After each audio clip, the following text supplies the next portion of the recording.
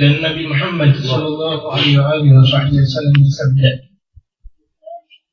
ini masih pembicaraan tentang hati, di mana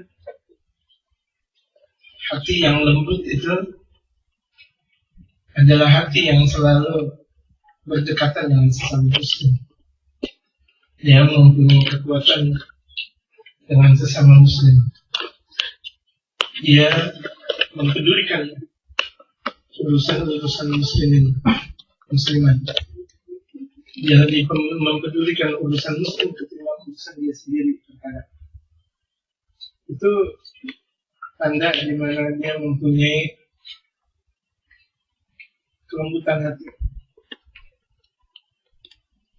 Ar-Rahimuna yarhamuhumur Rahman, wa man la yarham la yurham. Ar-Rahimuna yarhamuhumur Rahman, orang yang sayang, mereka orang-orang yang sayang, itu mereka bakal disayang oleh Allah Subhanahu wa Ta'ala yang Maha Pengasih. Wa man la yarham la yurham. Orang siapa yang tidak mempunyai sifat welas asih, dia tidak bakal dikasih. Wa man la yarham la yurham. Orang yang tidak mempunyai sifat welas asih, dia tidak bakal dikasih. Jadi orang yang keras hatinya, di mana aja nggak bakal diterima. Tidak diterima oleh Allah, tidak diterima oleh Rasulullah, tidak diterima oleh siapa saja. Orang yang hatinya keras, tidak sedikit ada sentuhan hati di dalam dirinya, tidak ada sedikit di dalam hatinya itu kelembutan. Tidak ada lembut, itu keras, betul-betul keras. Makanya kalau misalnya ada orang sayang, dia bakal disayangi. Kalau nggak dia disayangi, nanti bakal anak keturunannya bakal disayangi. Selagi kita melakukan kebaikan di mana saja berada, satu waktu anak, istri, keluarga kita di mana saja mereka berada pula bakal ditolong oleh Allah. Kalau kita gemar menolong sesama, maka anak keturunan kita bakal juga ditolong oleh Allah Subhanahu wa Ta'ala, dan itu hukum pasti. Semakin kita banyak menolong orang, kita semakin banyak pula ditolong oleh Allah. Jadi seperti hukum ekonomi, semakin kita banyak menjajakan barang, semakin banyak hasil. Begitu juga semakin kita banyak sayang sama orang, Allah bakal banyak sayang pula kepada kita. Gitu. Dalam sejarah Rasulullah Sallallahu Alaihi Wasallam, beliau ketika itu mencium cucu beliau, entah itu Sayyidina Hasan atau Sayyidina Husain, dicium. Kemudian ada orang tersebut di depan Rasulullah berkata, "Ya Rasul, engkau cium anak kecil?" Kemudian Rasulullah menjawab, "Kamu punya anak tidak?" "Tidak ya Rasulullah." "Apakah engkau tidak pernah mencium anak engkau?" "Tidak ya Rasulullah." Terkejut baginda Rasulullah. Kalau anaknya saja tidak dia pernah cium, bagaimana anak orang? Maksudnya anak orang, anak kecil maksudnya. Itu. Jangan punya pemahaman lain nih. Kalau anak kecilnya ya anaknya aja nggak dicium, bagaimana anak-anak kecil yang lain? Gitu. Jadi kalau misalnya orang yang sayang sama anak kecil juga dia sayang. Gitu. Jadi orang yang mempunyai sifat welas asih tadi itu sama anak kecil dia sayang. Di mana aja tuh ada anak kecil dia sayang. Gitu. Gimana sih kalau ada orang sayang sama anak kecil? Gitu. Karena ada orang hawanya nggak ada rasa sayangnya banget sama anak kecil. Gitu. Di antara orang yang mempunyai tanda welas asih, dia mempunyai rasa sayang kepada makhluk. Dan kan sih sama anak kecil, sama tanaman saja dia sayang. Kan saya pernah cerita ke jamaah betapa Kiai Hamid di Pasuruan itu ketika beliau melihat ada salah satu pohon itu kemudian diikat dengan kencangnya Beliau melihat ada pohon lagi diikat dengan kencangnya. Kemudian Kiai Hamid langsung terasa aduh gitu. Jangan ikat kencang-kencang dong, kesian tuh. Tuh lihat. Betapa sayangnya beliau sama pohon. Kalau sama pohon aja beliau kesian, bagaimana sama manusia? Bagaimana sama sesama muslim? Bagaimana sama anggota majelis? Bagaimana mereka sama kaum sholihin? Lebih kasihan lagi, lebih sayang.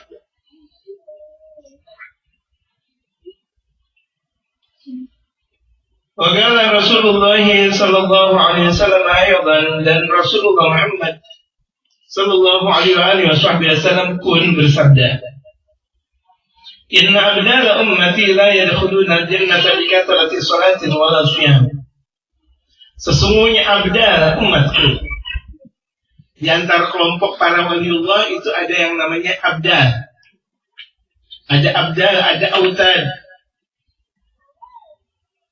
Kalau kelompok mereka para aktor itu kutub. Kutub cuma satu. Nah, kutub-kutub perwakilan ada timur, utara, namanya wilayah. Masing-masing itu ada pimpinannya mereka para awliya Allah. Nah, di bawahnya ada autad, ada abdal. Yang dalam satu masa itu namanya abdal itu selalu 40 orang. Dalam satu masa itu ada kelompok para waliullah yang namanya itu adalah abdal, itu selalu 40 orang. Andaikan satu meninggal, ada yang lagi ganti. Andaikan satu meninggal, ada lagi yang ganti. Andaikan satu meninggal, ada lagi yang ganti. Jadi selalu dalam setiap masa ada berapa? 1 orang. Makanya dalam satu riwayat, kalau doa ada 40 orang seperti doanya seorang wali. Itu kalau misalnya doa ada di situ ada 40 orang.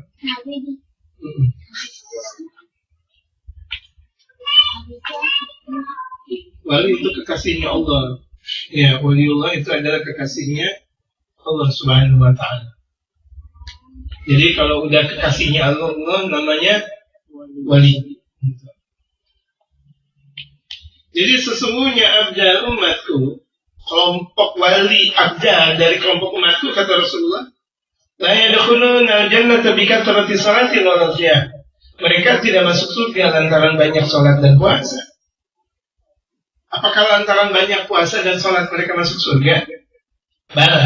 Bahkan bisalamati sudur, dengan keselamatan dada-dada mereka, wa sakhawatin nufusi, dan kemudahan jiwa mereka. Selalu memberi, memaafkan orang, maafin orang, maafkan orang, memberi. Wa rahmatu bikulli muslim, dan kasih sayang kepada sesama muslim. Itu yang membuat mereka masuk surga. Jadi itu kelompok wali aja bisa masuk surga lantaran bukan karena banyak puasa dan sholat. Lantaran apa? Lantaran sayang sama sesama muslim. Gak ada perasaan gedek sama sesama muslim. Gak ada perasaan jengkel sama sesama muslim. Gak ada jalanin kemunafikan kepada sesama muslim. Tidak khianat kepada sesama muslim. Tidak hasud dengan sesama muslim. Jiwanya itu tenang. Andaikan ada orang benci sama dia nggak benci. Itu salam atau sudur. Dadanya itu udah selamat. Artinya nggak ada penyakit dendam.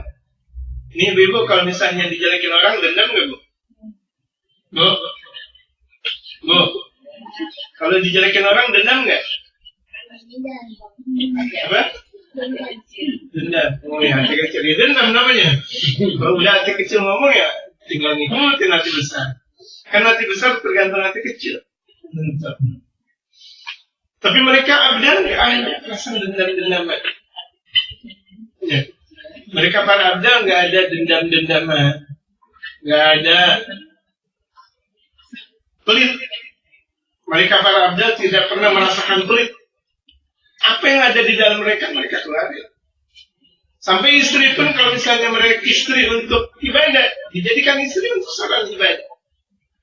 Anak, seluruh yang dia miliki, seluruhnya untuk sarana ibadah. Gitu. Jadi harta yang ada di hadapan mereka itu bagaikan air keran saja. Ada dikeluarkan. Jadi cuma sekedar sebatas di tangan. Mereka punya duit, mereka langsung keluarin lagi kepada yang berhajat. Mereka punya duit, mereka keluarin lagi kepada yang berhajat, yang mempunyai kebutuhan. Terus gitu dan terus begitulah mereka tradisi kaum salihin. Tradisi mereka para waliullah nggak pernah untuk menyimpan harta, apalagi untuk menimbun harta lebih banyak lagi. Tidak pernah ada tradisi mereka para waliullah seperti itu. Kalau kita sih memang nimbun harta, ya jamaah. Kalau kita memang nimbun harta terkadang, gitu. Keyakinan kita tidak sampai kepada keyakinan mereka para waliullah. Kalau keyakinan mereka para waliullah ada nggak ada itu hakikatnya ada. Nggak ada makanan itu hakikatnya ada. Masya Allah. Kalau kita nggak ada ya nggak ada. Nggak ada makanan, nggak ada minuman, nggak ada harta. Hakikatnya menurut kita tidak ada. Padahal mereka hakikatnya ada. Kenapa? Yang mengadakan dan meniadakan kan Allah. Berarti kan Allah yang maha ada. Jadi hakikat keberadaan itu adalah ada. Hakikat tidak ada sesuatu pun itu adalah ada. Karena yang mengadakan dan yang meniadakan adalah hakikat Zatul Wujud. Allah yang maha ada. Itu tauhid kita harus kita punya keyakinan kayak gitu. Zatul Wujud, Allah yang mempunyai zat yang maha ada. Jadi kalau orang punya keyakinan itu satu, dia hidup di mana aja tenang. Dia jadi pejabat tenang, jadi rakyat tenang. Jadi ulama tenang, jadi bukan ulama pun tenang. Dia sakit tenang, sehat juga tenang. Dia kaya tenang, dia miskin juga tenang. Karena dia udah mempunyai satu ilmu. Dan keyakinan itu adalah kekuatan ilmu yang dia miliki. Buah yang ilmu dia miliki itu adalah al-yaqin.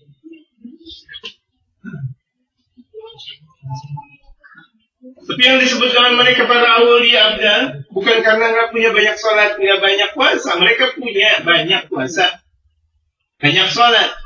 Tapi kasih sayangnya lebih kelihatan daripada puasa dan sholatnya. Kasih sayangnya sama orang itu lebih kelihatan, lebih kentara. Kita lihat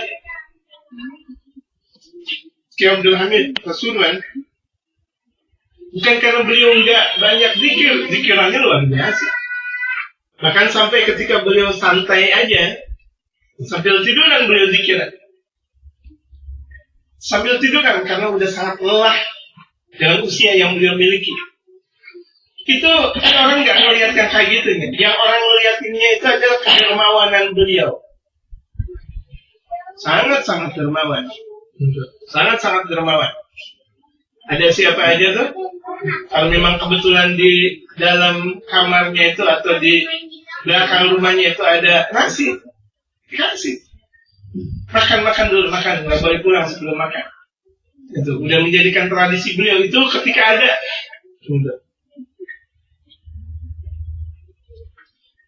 Bahkan beliau sendiri yang tidak segan-segan menyiapkan untuk tamu.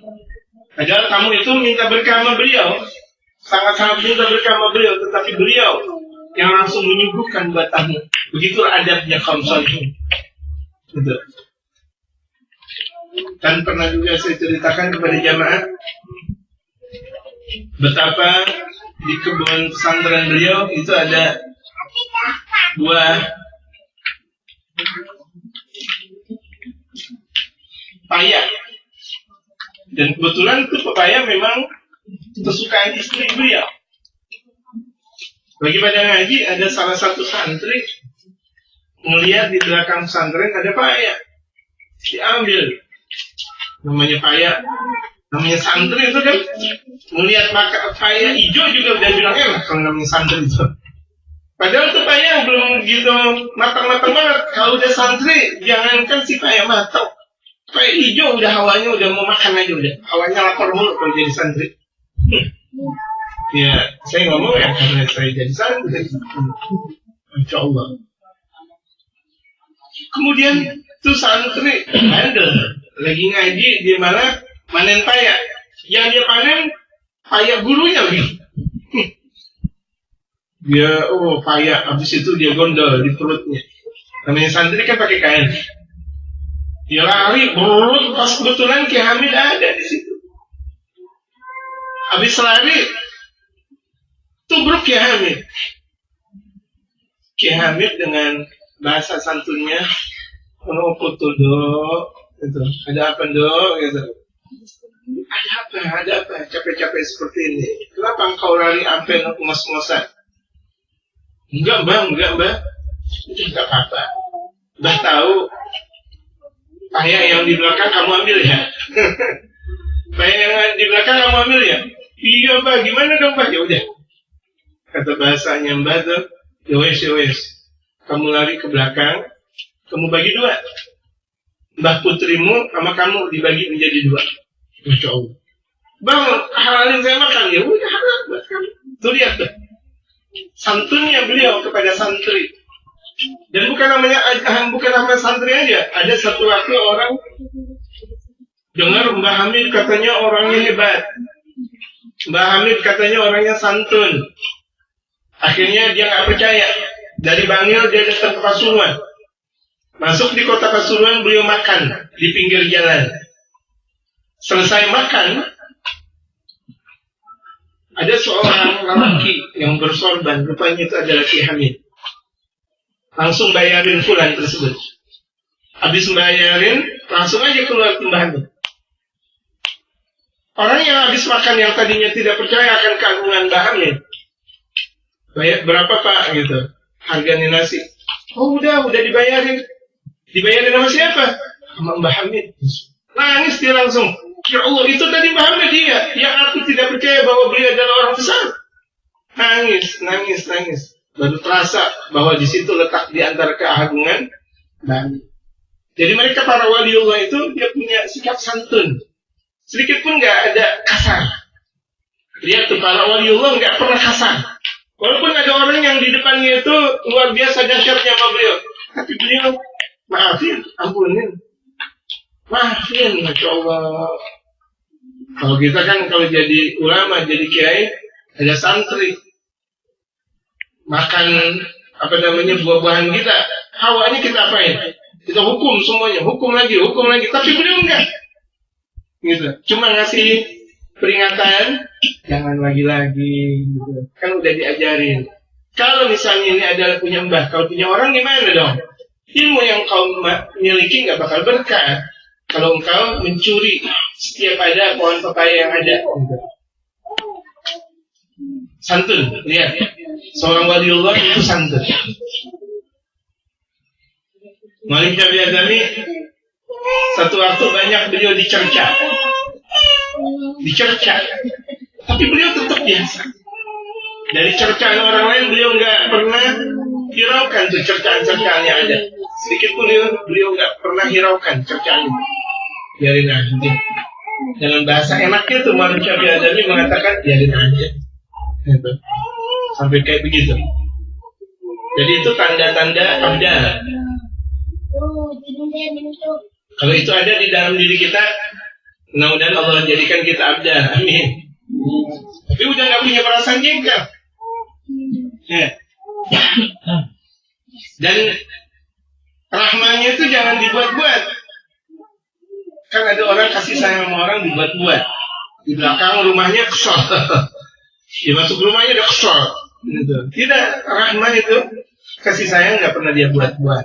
Mau di depan orang, nggak di luar orang, itu rahmah kasih sayang itu tetap ada. Sedikit pun dia nggak buat-buat. Betul. Aku katakan Imam Al-Haddad beliau berkata, "Wala yufhamu min hadza, tidak dipahami dari kata-kata ini, anna al-abdala laysu bimukthirina min as-salati was-siyami." Tidak bisa dipahami bahwa abdal itu tidak banyak salat dan puasa. Bahkan mukthirin, tapi mereka memperbanyak puasa dan salat. Mereka para waliullah, salatnya banyak, puasanya juga banyak.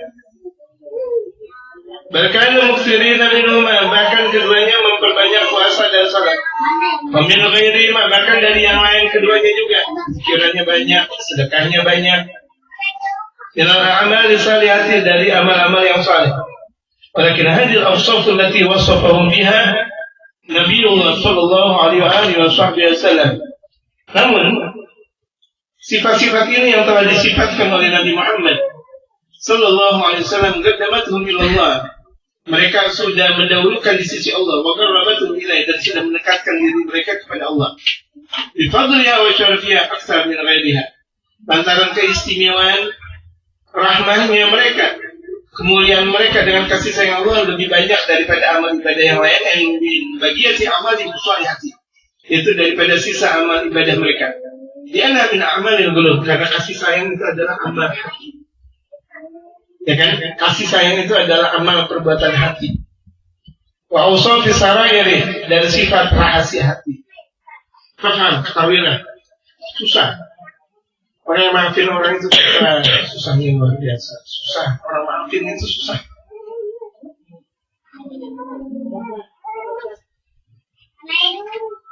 Jauh. Sesuatu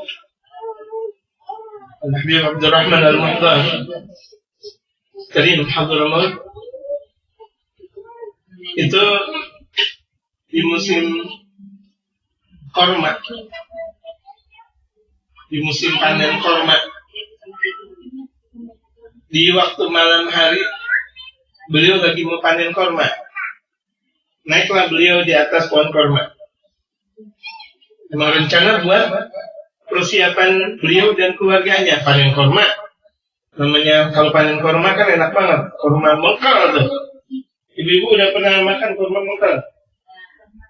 Hah? Pernah? Mau makan banyak gak? Mau ya barang-barang umrah besok bulan Desember itu. Itu emang itu. Jadi bulan Desember itu insya Allah. Jadi sedang banyak-banyaknya korma mengkal. Korma mengkal itu Al-Imam Abdurrahman Al-Muhtar lagi metik korma,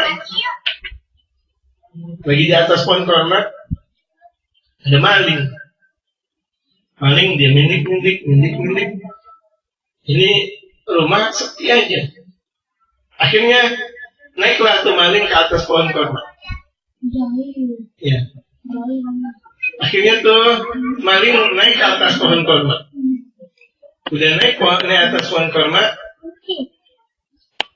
ketemu sama Habib Mustafa, maksud saya Habib Mustafa Al-Muhtar. Habib Mustafa bilang, yang punya pohon gak tahu, kamu makan aja yang banyak. Oh, tuh maling akhirnya di atas makan korma dengan banyaknya. Kamu mau bawa pulang nggak? Mau. Mumpung yang punya korma nggak tahu, ini pasti bawa. Padahal yang punya pohon korma siapa? Habib Mustafa Al-Muhtar. Udah satu karung dikasih lagi tuh sama Habib Mustafa. Nanti pokoknya kalau yang punya pohon korma tahu nih, saya tutupin kamu. Saya kasih tahu dah, gitu. Ada yang punya pohon korma nih. Pokoknya selagi nggak ada, udah kamu makan aja yang enak. Saya nggak bakal kasih tahu ke orang-orang udah, gitu. Makasih ya maling. Padahal dia maling. Dia bilang Habib Mustafa maling. Padahal yang punya pohon siapa? Habib Mustafa. Turunlah tuh maling dengan jurangnya. Aku girang gitu. Bawa korma dengan banyaknya. Memengkel lagi. Girang sampai nyingsot. Dengan bersengsot ria. Gitu. Ibaratnya kita habis dapat duit dengan banyaknya kan nyingsotnya banyak banget. Nyingsot dia girang. Berdendam ria dia bawa. Itu korma buat anak dan istrinya. Anak dan istrinya girang. Mang, beli di mana? Udahlah gitu. Ini udah makan aja, nggak usah pakai banyak tanya. Cuma malingnya di Yaman itu rajin sholat berjamaah, nggak seperti maling di Indonesia. Ya, malingnya di Yaman tetap sholat berjamaah, duha, asar, maghrib, isya, subuh berjamaah. Terkadang anggota majelis saja nggak pada sholat berjamaah, betul. Ini maling sholat berjamaah. Giliran sholat berjamaah, tuh dalam berjamaah nunggu imam belum datang. Datanglah satu sosok Habib. Dia pakai gamis jubah. Rupanya itu adalah Habib Mustafa. Ini maling kayaknya saya pernah lihat. Di mana ya? Akhirnya karena memang Habib Mustafa beliau orangnya rahmat, melihat maling juga tuh, senyum aja. Pura-pura langsung ke tempat mihrab, tempat imam. Allahu Akbar. Selesai sholat, Habib Mustafa pulang nggak mau nanya. Takut maling ini kebingungan. Tapi maling ini bilang, ini siapa? Ya aku pernah kenal. Siapa nih orang? Di mana ya? Doa, zikir, sholat, apa semuanya. Habis kalau sholat ba'diyah, ini maling, ya Allah iya, saya pernah ketemu di atas pohon korma. Sama-sama maling. Aku maling, dia juga maling. Tuh maling bilang sama Habib Mustafa, maling, gimana sehat? Belaga bilang, maling, sehat ya? Habib Mustafa ketawa, maling, kan kita sama-sama maling. Terus akhirnya, ketika lagi pembicaraan seperti itu, ada orang ngadu ke Habib Mustafa, Beb, pohon korma ente ada malingnya, Beb, ada yang ngambil. Akhirnya tuh kan maling dengar. Punya yang punya pohon. Terus gimana nih, Beb? Anu mau cari malingnya siapa nih, Beb? Udah biarin. Anu udah ikhlasin buat dia. Dia ibaratnya tuh minta keikhlasan, saya udah ikhlasin. Sebelum dia minta ikhlas, anu udah ikhlasin. Akhirnya tuh maling sadar, ya Allah, antum yang punya pohon korma, anu pikir antum maling. Kalau begitu jadinya anu tobat ya sekarang, Beb. Anu tobat, tenang aja main tadi. Lantaran apa? Lantaran dia mempunyai kelembutan hati. Coba kalau kita yang punya pohon korma kayak gitu, gimana tuh? Marahnya luar biasa. Jangankan di pohon korma, pohon jambu tutup aja. Masya Allah, orang sapret dari luar. Pakai spretan orang, Allah. Terkadang pakai ini lagi, mesin. Astagfirullahaladzim. Baru punya kebun sedikit aja udah dipetakin, orang nggak boleh lewat, gitu. Atau terkadang orang nggak boleh lewatin rumah dia atau halaman dia. Sengaja tuh halaman diluasin sampai punya orang dia luasin sendiri. Ini punya dia, Masya Allah. Jadi bagaimana kita mempunyai derajat kewalian kalau kita sendiri bakhil, kalau kita sendiri pelit, kalau kita sendiri nggak punya perasaan rahmah kepada sesama muslim. Karena ungkapan rahmah itu kan ungkapan hati. Makanya Allah lebih memenangkan permasalahan hati daripada permasalahan zahir. Susah, itu masalah hati semuanya. Orang yang rahmat derajatnya lebih tinggi daripada orang walaupun ilmunya banyak tapi nggak ada perasaan kasih sayang. Ada orang ilmunya banyak tapi sama anak kecil nggak ada sayang-sayangnya. Itu ilmu nggak manfaat dibanding ada orang ilmunya dikit tapi sama sesama sayang. Ada kepedulian. Karena ada tuh orang ilmunya sih banyak tapi nggak ada kepedulian kepada sesama. Tetangganya mau miskin mau bodo amat, tetangganya mau nggak makan mau bodo amat, sedikit pun dia nggak punya kepedulian. Jadi orang yang baik adalah orang yang punya peduli, kasih sayang. Wa'alam annaha la tuzannu a'malul qulubi bi a'malil jawarihi fil khairi wal syarr. Ketahuilah olehmu bahwa tidak pernah ditimbang amal perbuatan hati dengan amal perbuatan zahir dalam kebaikan dan keburukan. Illa wa turajjahu a'malul qulubi rajhanan bayyinan. Kecuali bakal dimenangkan amal perbuatan hati dengan kemenangan yang nampak ala amal jawari dibanding perbuatan zahir. Jadi kalau perbuatan hati dan perbuatan zahir mau ditimbang lebih tinggi yang batin dong. Yang batin cuma 1, zahirnya 100, masih lebih banyak yang batin daripada 100 tapi zahir. Gitu. Seperti amalan zahir, dia sholat puasa kan zahir kan? Dia sedekah zahir. Tetapi kalau dia memaafkan urusan batin. susah. Orang lebih susah maafin orang daripada orang puasa. Walaupun dia puasa setiap hari, belum tentu dia jadi orang baik. Dia puasa setiap hari, dia setiap malam tahajud, belum tentu dia jadi orang baik. Tapi kalau misalnya hatinya udah nyaman, hatinya udah sayang, tanda bahwa orang baik dia.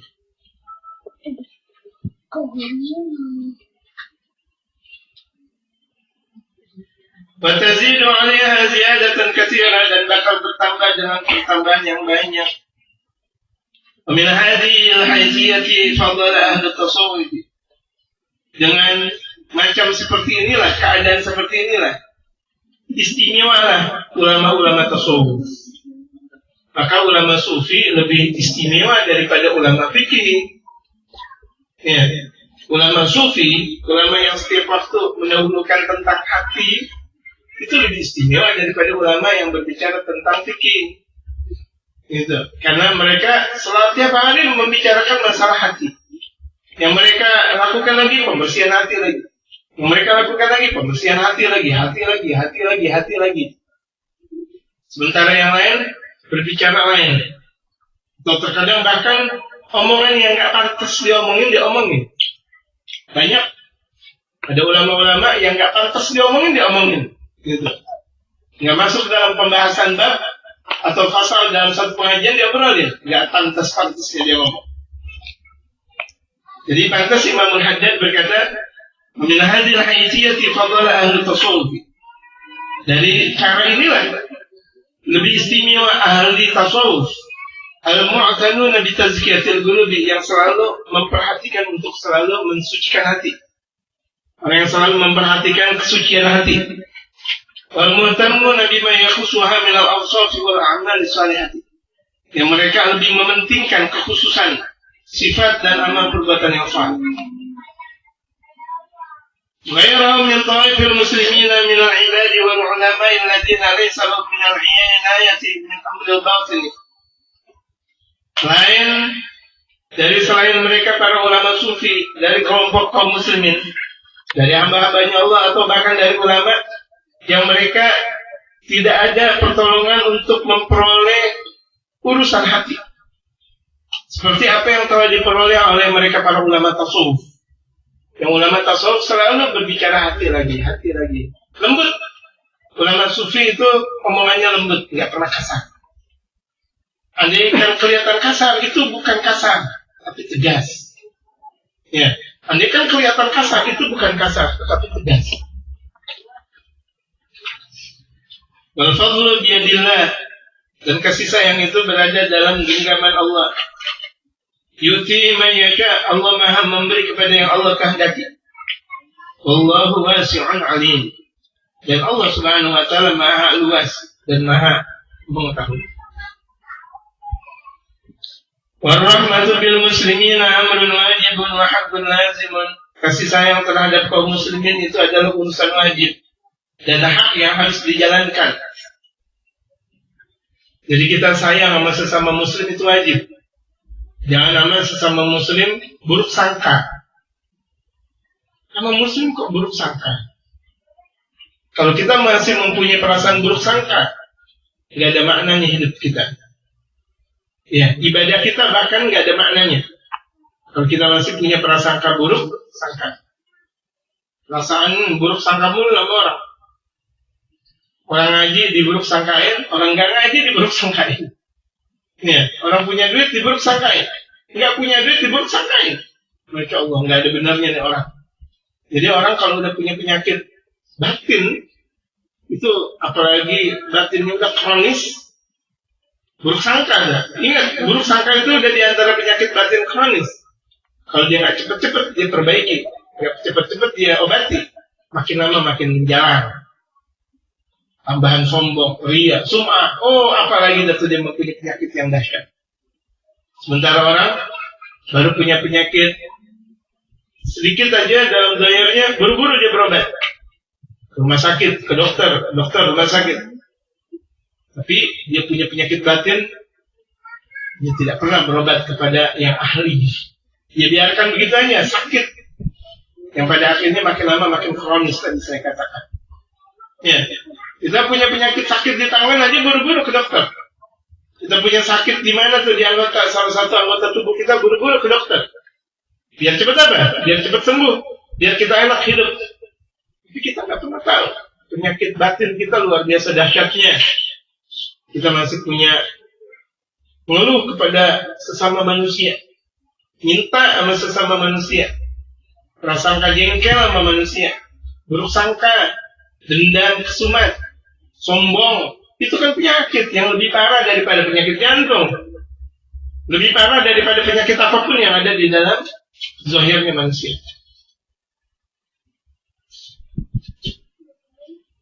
Kita pernah nggak berpikir kalau kita lagi sholat punya pemahaman bahwa kita orang soleh, kemudian kita anggap bahwa itu adalah salah? Kan itu salah. Tapi kita nggak pernah menganggap itu salah. Kita enak aja tuh kita ibadah. Ketika kita punya harta, kita nggak mau pernah bersedekah. Apakah kita katakan itu adalah salah? Padahal itu adalah kesalahan fatal. Tapi kita enak-enakan hidup. Enak banget hidup. Dan kita bahkan bisa bernostalgia dengan pikiran-pikiran yang sudah kita lakukan. Oh, nostalgia, oh enak. Padahal dia sendiri pelit. Waduh, dia nyanyi dari lagu A sampai lagu Z, dia tahu. Golden apa? Iya, tahu. Dari tahun 20, 30, 40, 50, 60, 70, 80, tahu semuanya. Namanya golden memory, dia tahu, Masya Allah, luar biasa. Tapi dia nggak pandai untuk membersihkan hati. Gitu.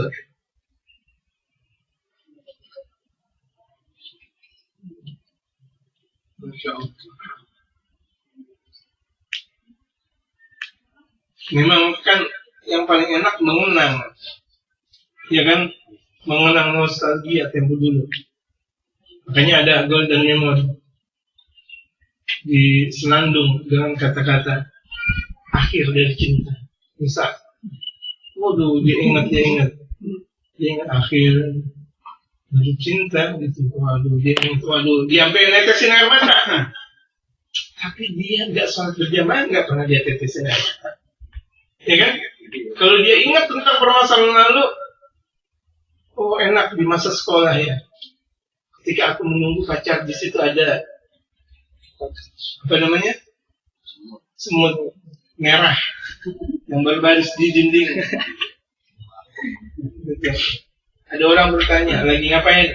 Nunggu pacar. Jawab, sungguh aneh tapi nyata. Dia ingat tuh, iya ingat masa sekolah. Udah dia nangis. Dia nggak ngaji, nggak pernah nangis, ya kan? Dia nggak ngaji, dia nggak nangis. Tapi dia ingat apa namanya, semut sembako. Dia nangis. Allah Akbar. Dia ingat semut merah berbaris di dinding, dia nangis. Masya Allah. Allah Akbar. Itu kan hal yang biasa, lumrah. Masalah dunia. Tapi masalah akhirat kenapa nggak pernah kita tangisi? Boleh kita nangisin. Permasalahan dunia nggak ada masalah kita tangisin.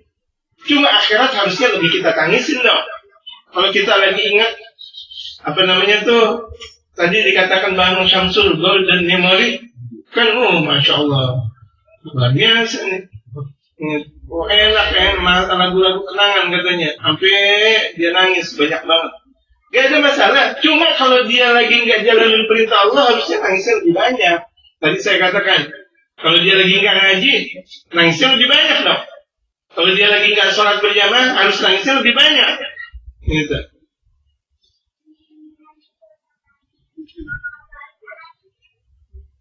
Sampai dia nyengsot lagi dengerin Deep Gold dan Memory. Ya kan? Kalau kita curan kolbu, jumlah majlis taklimnya cuma 6, 7, 8, 9, gue denger Memory ribuan orang pada nonton. Ya, kalau curan kolbu hostnya cuma 1, Golden Memory bisa 3. Jurinya banyak banget. Kalah agama.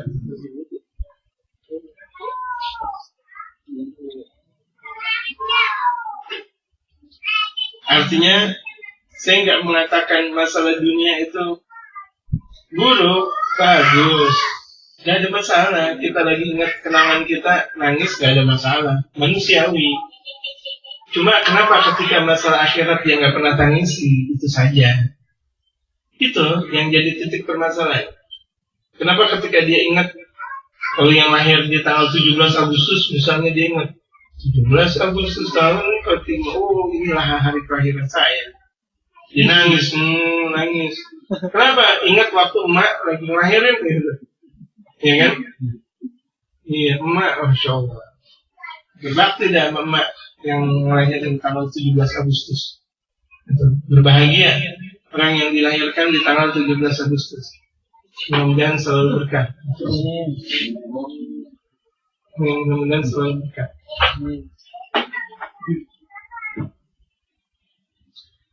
Warahmatul bil muslimin amrun wajibun wa haqqun lazimun. Kasih sayang terhadap sesama muslim itu adalah urusan yang wajib, hak yang wajib dipenuhi. Wa hiya bil du'afai wal masakin wa ahli balai wal masaib aula wa aujab. Yaitu kepada orang-orang yang lemah, kaum miskin, orang-orang yang tertimpa musibah dan bala itu lebih disayangi. Orang lagi pada kesusahan, kesulitan, kebanjiran, kebakaran, itu harus lebih kita sayangin. Ada orang lagi dapat musibah, kematian, sayang. Kita punya harta, kasih. Kita punya makanan, kasih. Ya, makanan pagi, siang, sorenya kita kasih. Bagaimana dia makan pagi, siang, sore, malam? Jangan biarkan dia, apalagi itu adalah tetangga kita, jangan biarkan dia makan di luar. Kita yang kasih sebagai tetangga. Itu sifat welas asih itu harus ada dan harus tampil. Kalau kita mampu. Kita mampu untuk menolong mereka, secepat mungkin kita tolong mereka.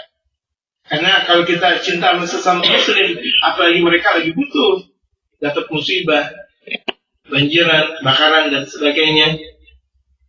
Wa man lam yajid fi qalbihi inda musyahadati du'afai muslimin wa ahli bala minhum riqatan wa rahmatan fa huwa ghalidul qalbi. Barang siapa yang tidak menjumpai di dalam hatinya ketika menyaksikan lemahnya orang muslim dan orang yang mendapatkan musibah di antara mereka, rasa santun dan kasih sayang, kalau nggak ada rasa santun dan kasih sayang tuh, bahwa ghalidul qalbi itu hatinya udah keras. Kerasnya hati. Kerasnya hati, doa nggak bakal diterima sama Allah lantaran orang yang mempunyai kekerasan hati. Kerasnya hati.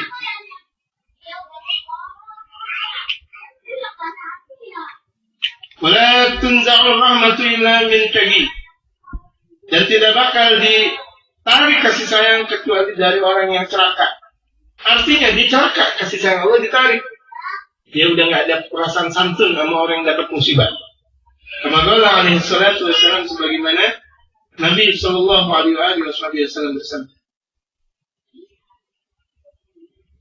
fa in wajada ma'a dhalika 'ani hadha al-qasi fi nafsi takabburan wa 'anafatan wa istinkafan min khalatati ahli al-dha'fi wal maskanati min al-muslimin fasuhban lahu wa bu'dan wa maqtan min Allah. Andaikan dia menjumpai hal seperti itu, yaitu orang yang hatinya keras. Orang yang hatinya keras, dia jumpai dalam dirinya sombong, angkuh, dari bergaul dengan orang-orang yang lemah, orang miskin dari kelompok kaum muslimin.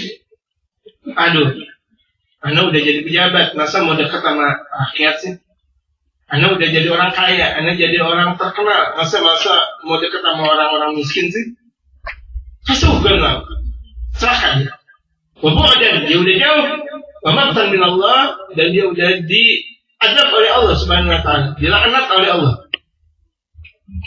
Jadi dianggap setiap masyarakat itu ada kasta.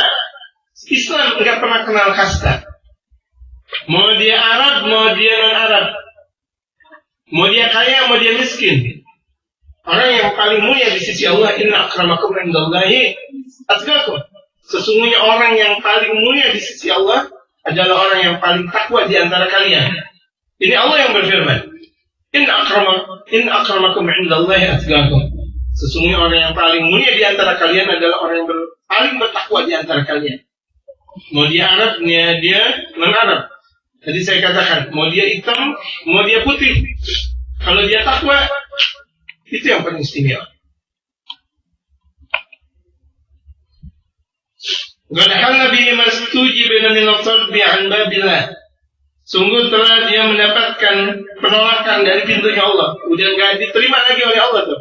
Orang yang sombong. Banyak tuh. Yang masyarakat pemahaman kalau bergaul di sini najis, orang miskin semua. Misal dia ngomong kayak gitu, udah jauh dari murka, jauh dari kasih sayangnya Allah. Dia selalu berada dalam murkanya Allah. Al-munazi'ina billah, yaitu orang-orang yang tertarik dari sisi Allah, tertarik dari rahmatnya Allah. Maka qala alaihi salatu wassalam, sungguh Nabi bersabda, la yadkhulul jannata man fi qalbihi mithqal habatin min khardalin min kibr.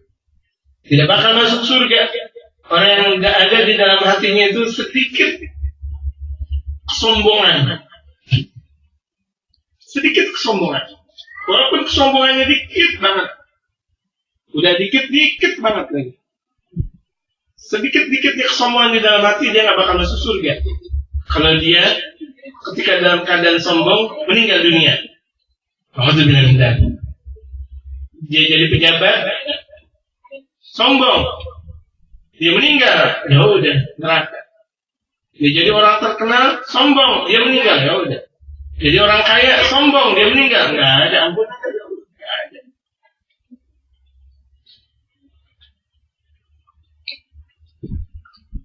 Wallahu a'lam.